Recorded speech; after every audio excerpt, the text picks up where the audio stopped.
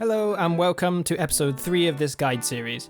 If you haven't seen the first 2 episodes, I'd encourage you to do so as there's some very handy information in there, but in today's episode we're going to start teaching you about some of the core mechanics in the game and how to use them in the most efficient way to see the best and fastest improvement in your mechanical ability. What you should hopefully come out of this video knowing is how to flip your cars like the pros do, how to fly, and how to hit the ball well.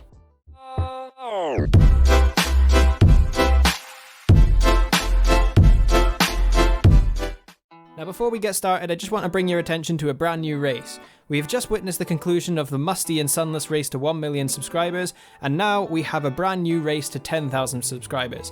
I am in this race with these fellow content creators, and currently Flow State is running away with it. So if you enjoy my content, please do hit that subscribe button because it really helps me out, and we want to at least close the gap to Flow State.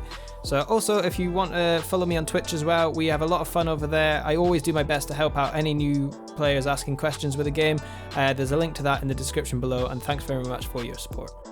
So the first mechanic we're going to discuss in this video is the dodge mechanic, which is also known as the flip mechanic, and this was briefly touched on in the previous episode in the tutorial, but essentially what happens is that when you jump, you have a short period of time to utilize another press of your jump button in conjunction with a directional button, or directional pusher of your analog stick, to flip your car in a certain direction and propel you in this direction.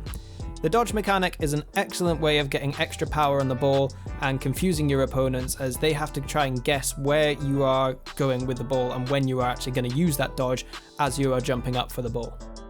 As I said earlier, you have a limited time to use your dodge, and this is approximately 1.3 to 1.4 seconds from your first jump. So this means that if you go past this time, you will not be able to use it, and this can cause you problems if you go up for an aerial, for example, and you think you have your second jump press and the time period has elapsed and you end up just flying past the ball because you're not able to flip into it. So you have to make sure that you do use it within that time period. Delaying your dodge can be very effective though, particularly when it comes to things like winning 50-50s, as if your opponent flips first, then you're able to cushion that and then dodge. You'll usually come out on top in the situation like that, but that's something we'll probably cover in another video coming soon. Finally, one thing to note about dodges is that the momentum you gain from a dodge will entirely depend on the direction that your nose is pointing in. So if you were facing forward, for example, and you did a forward dodge, this would propel you forward. If, however, you did a backwards dodge, your momentum would then be cancelled out because the flip is trying to take you in a different direction to that in which your nose is pointing. If, however, you do a backflip with your nose facing behind you, your momentum will then be carried forward. I can try and explain that concept a little better in a future video, as it's probably something that will take quite a while to cover, so rather than go into that and make this video really long, I can save that for another video if you'd like to see that, so do let me know in the comments if you want to see that in the future. But for now, just take that as a simple explanation of it. You can also dodge or flip sideways, and this flip will take your momentum sideways no matter which direction your nose is facing. Just make sure that if you were using ball cam and your nose is pointing towards you and towards the camera, that you push your analog stick in the opposite direction to the direction that you want to flip, because your wheels are facing the other way and it all kind of depends on which way you're turning your wheels at the time of the dodge. So understanding that concept and practicing it frequently in training like you're seeing now on screen, that will make an absolutely massive difference in your defensive capabilities. But for now, we'll just move on from dodges, just continue to practice them, and we'll move on to our next topic. And one thing that tends to baffle new players and those at the lower end of the rank ladder is the ability to make your car fly through the air and how to accomplish this. And this is not really surprising, as it is something that is quite difficult to grasp, and even players at the higher end of the rank ladder even struggle with it to this day. So the basic principle of it, which we learned from the tutorial in the previous episode, is that when you jump, you tilt your car back either using the analog stick on your controller or the S button on your keyboard, and then you can use your boost to propel yourself through the air like a proper cool rocket ship. How to control your car in the air is where we have to use those super smart rocket science degrees that apparently everyone has according to our super smart teammates who will berate us after every misplay. But anyway, controlling your car is done in the air using your boost. So if you want to move to the left, you must angle the nose of your car to the left and press the boost to travel in that direction. And if you want to move to the right, then guess what? You do the same thing, but with your nose pointing to the right. Achieving great car control is done by feathering your boost rather than holding it down. And what I mean by feathering is tapping your boost button, letting out smaller amounts of boost. So if you want to get really good at car control in the air, then practice this in free play. Just keep your car in the air, pointing your nose in the direction that you want to go to take you there, and just continue feathering that boost to allow you to actually get that feel of the boost control and the aerial ability. So you might be sitting there thinking, okay, well, that's all well and good, but how do we actually hit the ball in the air? And that is where you're going to have to use that big old brain of yours again. If you just go to where the ball is when you see it in the air, then you're probably going to miss it by the time you get there because it's going to have moved elsewhere. So you're going to have to use your prediction skills to read the trajectory of the ball and meet it somewhere along this arc. And I'll level with you, it ain't going to be easy for you. You will miss, and you will miss a lot. But once you learn about the speed of your car and how it travels in the air and how to control your direction, you will eventually get better at it. You will get the hang of it as long as you practice, and I will promise you that.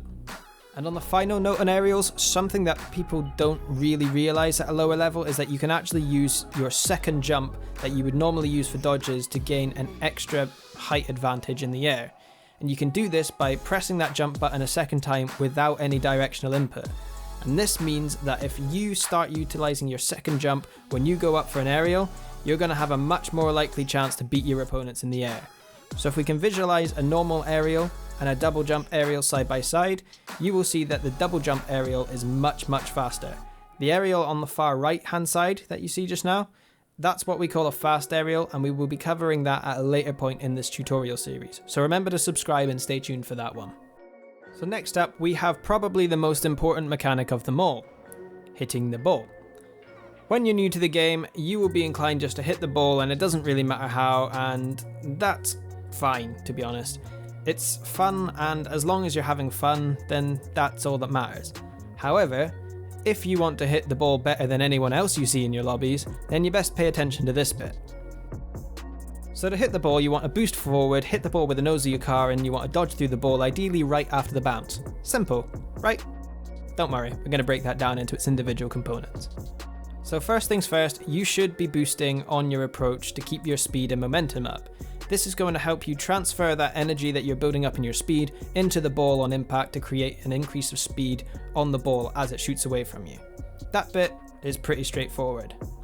Next, we want to hit the ball with the nose of our car, or ideally the corners of the hitbox. The reason for this is that is where you're going to find it easiest to generate the most amount of power from a touch on the ball. Hitting a ball with a larger surface is likely not to generate the power that you want it to, so getting it on one of those corner points or the front of your car is really ideal for where you want to hit the ball. So the part of the ball that you want to hit will depend on the angle you are approaching the ball at. And you can approach this similarly to as if you were playing snooker, with your car being the snooker cue and your ball being the cue ball. So your aim will be to send it somewhere else on this big 3D snooker table, and you will be looking to hit that cue ball at a certain spot to get the angle right. But that is something that again will just come with a lot of practice. And when I say a lot, I mean a lot. So when you're going for a power shot, and for this example we will talk about a ground power shot on a bouncing ball, but the principle is pretty similar for when you're in the air too, with only slight differences. But basically you want to be catching the ball right after the bounce and aim for the center of the ball. The reason that you aim for the center is that as the ball is bouncing up, you will make contact with it just slightly below that center point, which will generate the most power and lift the ball up and generates a nice arc. Right as you're about to make contact with the ball is when you would use your dodge to get a bit of a more controlled hit, as a dodge will allow you to control the angle, the direction, and even the speed of the ball, depending on the timing of it. I could go on and on about power shots, and it probably could be its whole video on its own, so I won't go into too much detail, but have a go playing around with these concepts and try different timings of your jumps and dodges or flips, so that you can get an idea of how the ball reacts to your car hitting it. I will put in a good training pack in the description below just for practicing your power shots, and that should really help you a lot. But if you can master the art of the power shot, then you will be miles ahead of everybody else in your lobby. But that just about does it for this one. I do hope this was helpful and informative for you, and if you did enjoy it or you did find it helpful, please do hit the like button, the subscribe button, etc., as that will help you keep informed of any of my future content, and it's completely free to do so after all, and it really does help out a massive amount.